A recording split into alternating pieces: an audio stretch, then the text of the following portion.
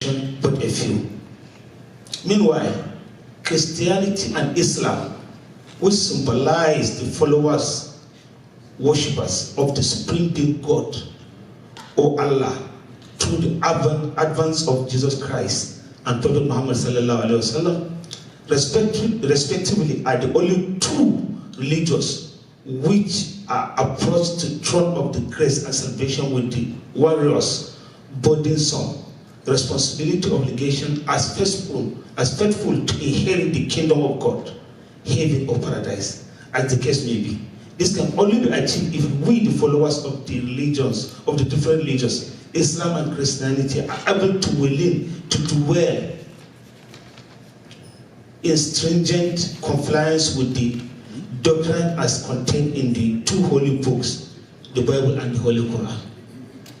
However, it is very sad to note that the two acceptable religions, Islam and Christianity, which are expected to propagate the measures of peace, a message of peace, tolerance, bear one another's burden, and to be brother's keeper at any point in time, unfortunately, are the two rising against each other, killing innocent lives, burning and destroying property, raising down churches and mosques by fire in the name of religions.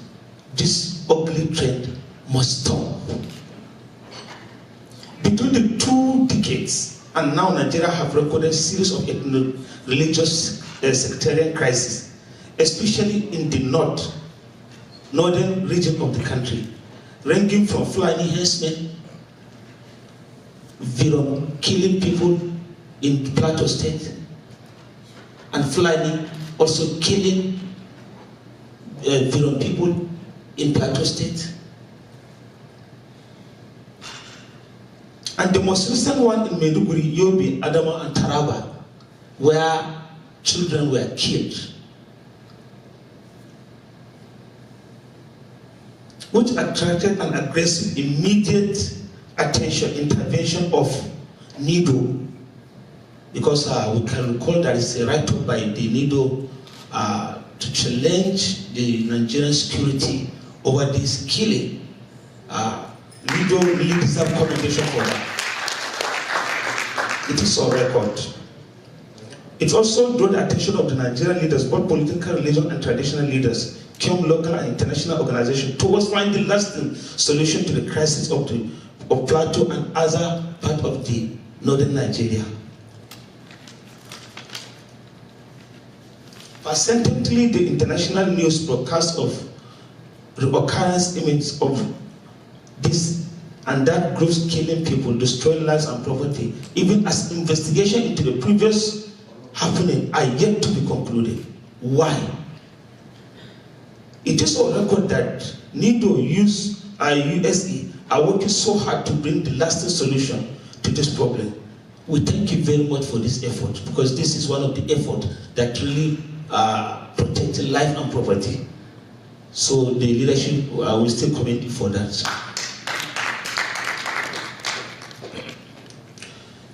Let's take a historic look at this juncture to ask ourselves of all those subsections of worshippers of the different gods, and in my introductory paragraphs, whether there has been a time in the history of Nigeria when members of the idol worshippers rose against any of the different groups or sections for any reason to fight and kill each other, or rise up against Christians and Muslims.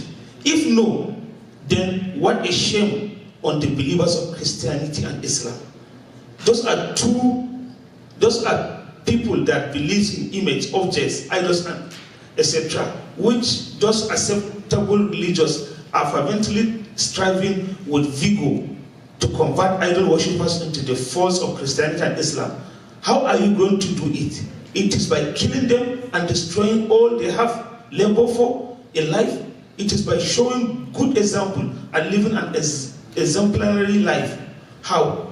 Why must killing and destruction be the only avenue for resolving fracas, misunderstanding between Christianity and Muslims?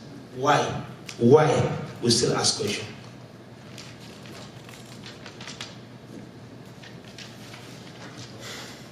It is high time for the followers of both religions, Christianity and Islam, to remember that that there is life after death, realizing that the foolishness of God is the greatest wisdom of a man.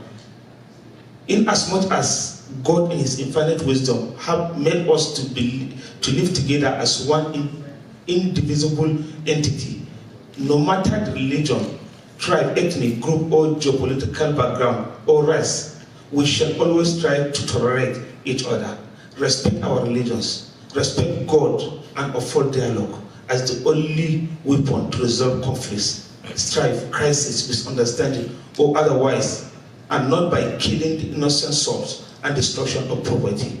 We shall equally endeavor to rebuild our nation Nigeria from the eluded peace and confidence for one another. A practice that has been left for us by our forefathers, Nigerian founding fathers, like Dr. Nnamdi Azikiwe, Sir Abubakar Tafawa Balewa, Sir Ahmed Bello, Sir Obafemi Awolowo, Usman Amfodio, among others. While we also inculcate the fact that scripture had been fulfilled as stated by Prophet Muhammad sallallahu alaihi wasallam and Jesus Christ, that when the end of the time is near, there shall be wars, nation rising against nations, kingdom against kingdom, father against children, and vice versa, religion against religions, and there shall be earthquake, etc. Matthew 24, verses 6 to 8.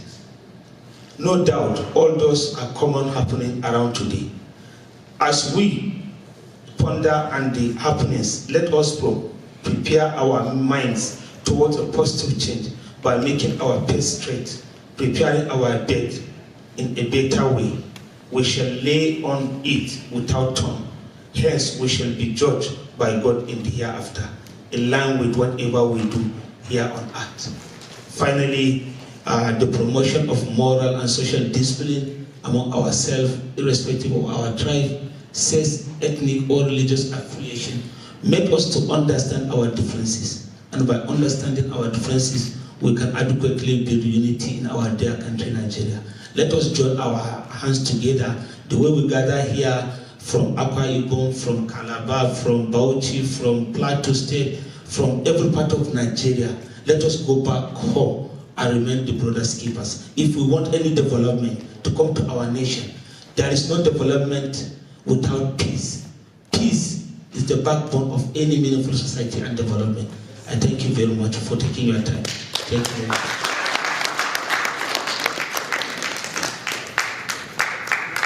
Okay. Singhri talked about trafficking, letting us know that there are circumstances that are bringing about our youth making the choices they're making now in terms of taking risks